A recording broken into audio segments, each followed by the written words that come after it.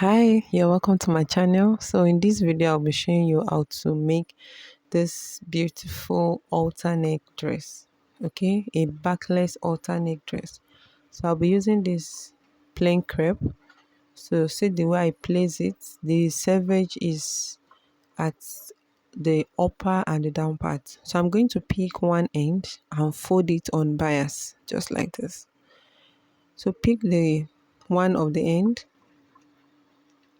and fold in a triangular form. So this depends on how much flare you want. So but you can see I'm taking it to the other end. If you like, you can stop midway or you just make it a complete triangle like this. Then you adjust it properly. Okay. So with this method, that means I'll be cutting the front separate and also the back separately. So now I'm going to measure some inches, which is going to serve as how wide the neckline of the front is going to be. So I could have used about 6 inches or 6.5 because I'm going to gather it together with rope. So I measure about 7 inches altogether. Okay, so I need about 7 inches in wideness on fold. Okay, because the joining allowance also will be there. So now I'm going to use make this dress like an off shoulder. So that means the neck depth is going to be 4 inches. Then before then, I'm going to now locate where I can get a quarter of my bust round on the folded part. So a quarter of my bust round plus the seam allowance. So I'll be using about 10.5 all through. Then I'll create this armhole. So that means I'm connecting the chest line to the the neckline to the chest line. So I've created the armhole just like this. Though with time, I will still extend this armhole to the waistline. So now all my measurement is going to start from 4 inches. So in order to measure the length of the dress, so I'll start from the 4 inches and measure my desired length.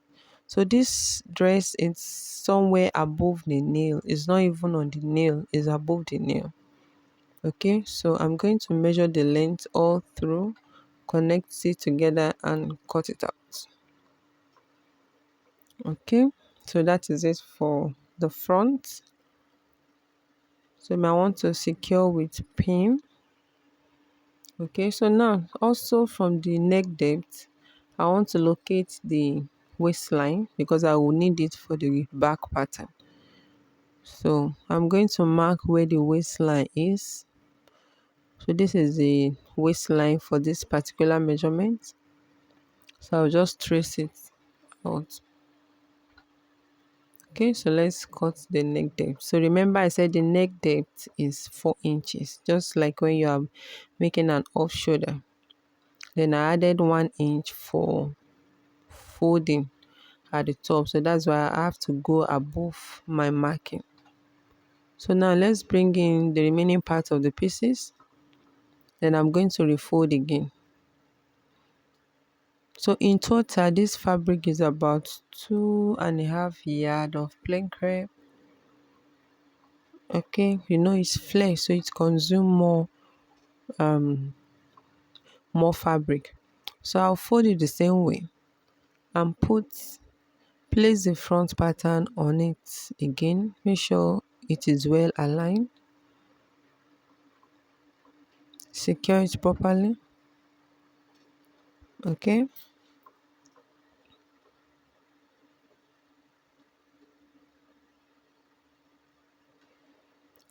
Yes, and you might need to secure with pin.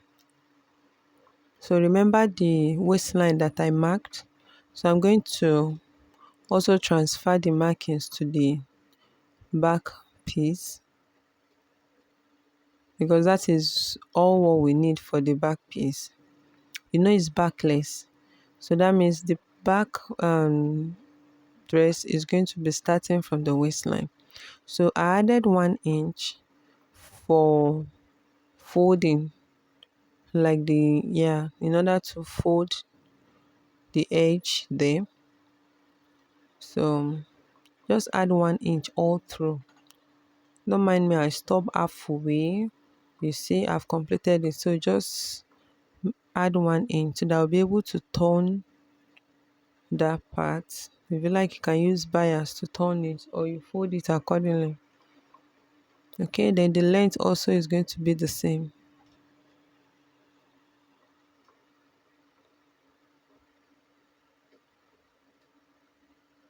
So you can see how short the back is. So the next thing now is to go ahead and do the necessary folding. So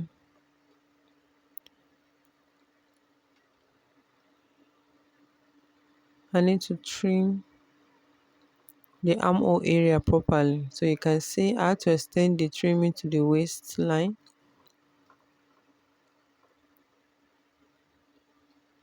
Okay.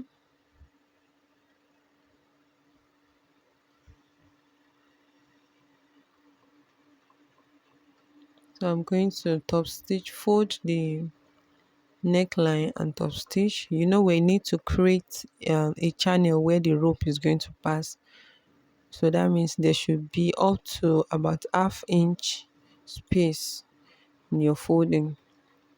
Each one of it has need a rope channel. Okay, so even the back, you can see how wide it is. We need to go and turn it over and create a channel for the rope that we're going to use for the gathers, because we need to gather all of them back to the actual measurement. So now you can see I've done that for the back. And remember, there's going to be an opening at the midpoint. So initially I created the opening on the inside. So it was when I needed to fix the rope, I realized that this excuse me, that the opening needs to be on the right side of the fabric. So I went ahead and worked on that, and this is for the front. So we'll just pass the rope, and I also turn the side, which is supposed to be the armhole. You know, it's going to be in a slanted form.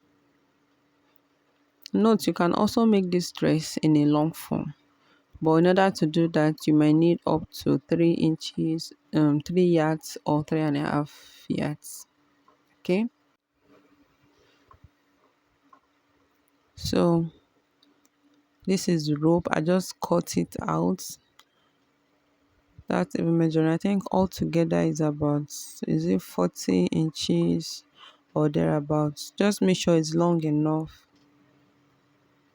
that you can tie it whichever way you want it. So you see, I have to go back and create an opening on the right side of the channel. Okay, so I'll be using this pin to pass this rope through it. So I'll be starting from the side so that the rope can come out at the midpoint, you can see, so that when you want to join the front and back together, the rope, you have to stitch on the rope also to secure it at the side seam. So this is what it looks like, and this is the front. This is a neckline, so this is what it's going to be. Okay, so we'll place it together and join. Okay, so this is the final result. This is how it looks. So I hope you find this video helpful. Remember to give it a thumbs up, and if you're yet to subscribe to my channel, please subscribe. Also put on the notification bell so that you'll be notified each time I post a new video. So thank you for watching. Bye.